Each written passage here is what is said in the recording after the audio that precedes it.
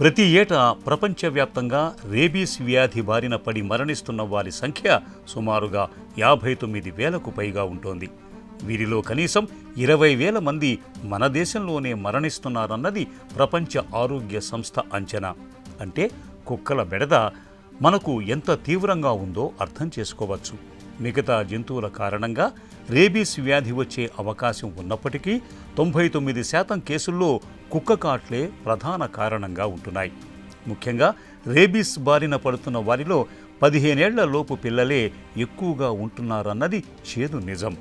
Rabies ప్రధానంగా జంతువుల నుంచి మనకు సంక్రమించే వైరస్తో వచ్చే వ్యాధి. ఈ రేబీస్ కారక వైరస్ను లిస్సా వైరస్ అంటారు.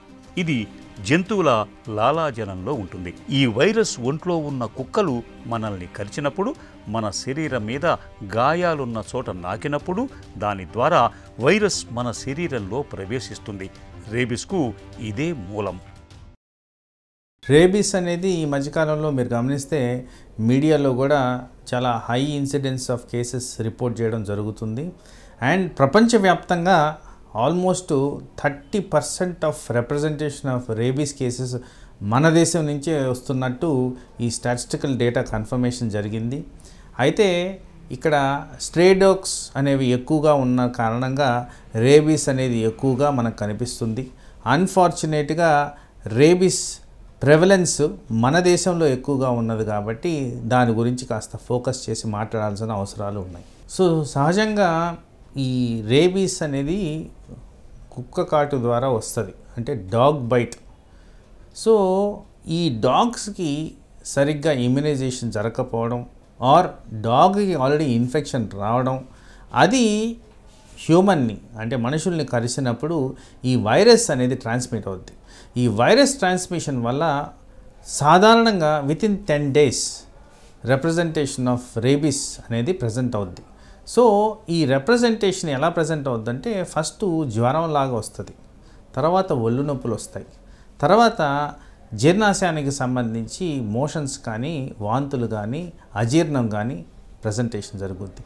ఎండ్ పార్ట్లో ఏం జరుగుద్దంటే ఈ రేబీసు బ్రెయిన్కి సోకడం అనేది జరుగుద్ది.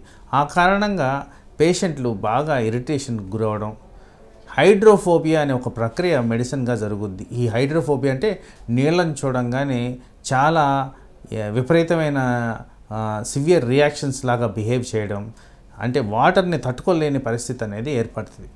అన్ఫార్చునేట్గా ఇలాంటి సోకిన పేషెంట్స్లో ట్రీట్మెంట్ అనేది ప్రపంచవ్యాప్తంగా ఎక్కడా లేదు. 100% మరణం అనేది సోకుద్ది దీని కారణంగా. అంటే రేబీస్ని ఫస్ట్ ప్రివెంట్ చేయకుండా డిలే చేసిన దానివల్ల డెఫినెటివ్గా మనిషి బతకడం అనేది జరగదు. రేబీస్ వైరస్ ఒకసారి మన ఒంట్లో ప్రవేశించిన తర్వాత 1 నెల నుంచి 3 నెలల లోపు ఎప్పుడైనా రేబీస్ వ్యాధి రావచ్చు. కాబట్టి కుక్క కరిచిన వెంటనే ఎంత త్వరగా వీలైతే అంత త్వరగా చికిత్స తీసుకోవాలి. కుక్కకు ఆహారం పెట్టేటప్పుడు, ఇతరత్రా సమయాల్లోనూ మన చేతికి కేవలం కుక్క కూరలు తగలటం లేదా పుండ్లు పగుళ్ళ వంటివి లేని మన చర్మం మీద కుక్క నాకటం వంటివి జరిగితే దాని గురించి పెద్దగా ఆందోళన అవసరం లేదు. ఆ ప్రాంతాన్ని శుభ్రం చేసుకుంటే సరిపోతుంది. రక్తస్రావం లేకుండా కేవలం పైపైన గీరుకుపోవటం, పై చర్మం తోలు లేచిపోవటం వంటివి జరిగితే దీనికి వెంటనే పద్ధతి ప్రకారం పుండును శుభ్రం చేయాలి. యాంటీ రేబీస్ టీకాలు తీసుకోవాలి. కూరలు దిగిపోవటం, చర్మం చీరుకుపోవటం, రక్తం వస్తూ గాయాలవ్వటం లేదా మన శరీరం మీద ఉన్న పుండ్లను కుక్క నాకటం, మన గాయాలకు కుక్క చొంగ తగలటం ఇలాంటివి జరిగినప్పుడు దీన్ని తీవ్రంగా పరిగణించాలి. డాగ్ బైట్ని డెఫినెట్గా కేటగరైజేషన్ పబ్లిక్లో చాలా ఇంపార్టెంట్ అండి.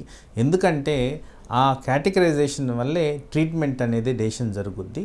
So category 1 or grade 1 bite అనేది జస్ట్ ఈ నాకడం కానివ్వండి, స్క్రాచ్ కానివ్వండి, రక్తం ఎక్స్పోజ్ కానీ ఏరియాస్ నుంచి ఏది జరిగినా కానీ దాన్ని కేటగిరీ 1 అంటారు.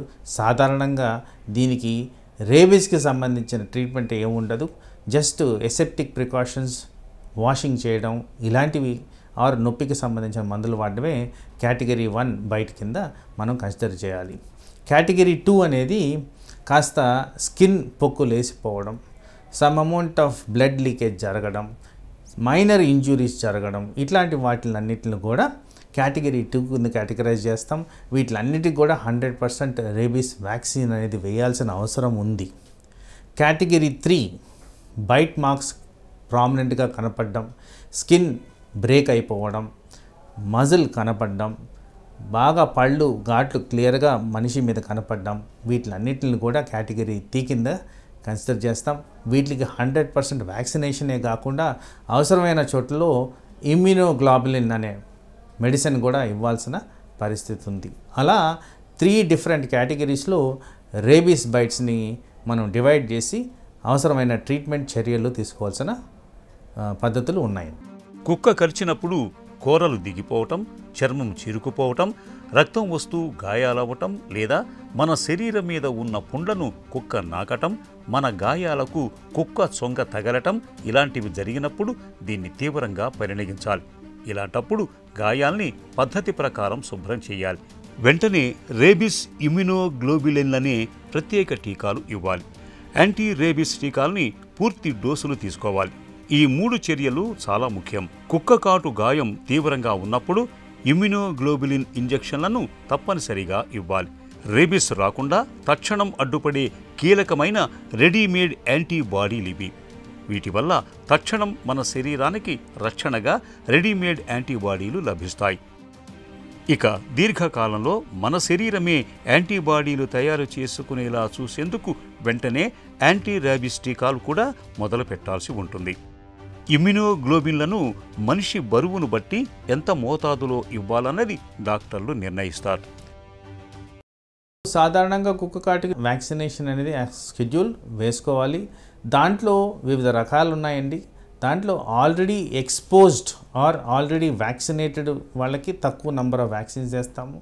ఎవరికైతే నో ఎక్స్పోజర్ ఉంటుందో వాళ్ళల్లో వ్యాక్సినేషన్ షెడ్యూల్ ప్రకారం ఈ 5 ఇంజెక్షన్స్ అనేవి జరుగుతాయి. ఇమ్యునోగ్లోబులిన్స్ అనేది ఎవరికైతే రేబీస్ వచ్చే సూచనలు కనిపిస్తాయో, ఎవరి డాగ్కి అయితే ఆల్రెడీ రేబీస్ వచ్చినట్టు గమనిస్తారో, డాగ్ బైట్లో ఆల్రెడీ రేబీస్ వచ్చిన డాగ్ కానీ ఉంటే వీళ్ళందరికి కూడా ఇమ్యునోగ్లోబులిన్స్ అనేది 100% ఇవ్వాలి. దాని ద్వారా ఈ ప్రివెన్షన్ ఆఫ్ కేర్ అనేది చాలా ఇంపార్టెంట్ అండి. కుక్క కరిచిందంటే బొడ్డు చుట్టూ ఇంజెక్షన్లు చేస్తారనే భయం చాలా మందిలో ఉంటుంది.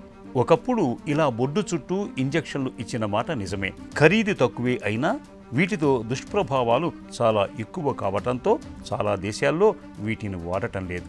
మన దేశంలో కూడా వీటిని నిలిపివేశారు. ప్రస్తుతం రాబిపూర్ చిక్, డక్ ఎంబ్రియో వంటి సురక్షితమైన టీకాలను మాత్రమే వాడుతున్నారు. వీటిని బొడ్డు దగ్గర చేయాల్సిన పని లేదు. చేతులకు, పిర్రలకు కరిచిన చోట మాత్రమే చేస్తారు.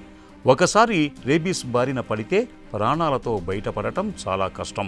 కాబట్టి రేబీస్ రాకుండా ముందే జాగ్రత్తలు తీసుకోవటం అవసరం. అదృష్టవశాత్తు రేబీస్ను సమర్థంగా అడ్డుకునే టీకాలున్నాయి. కాబట్టి సకాలంలో స్పందిస్తే రేబీస్ రాకుండా చూసుకోవటం సాధ్యమేనన్న విషయం మర్చిపోకూడదు.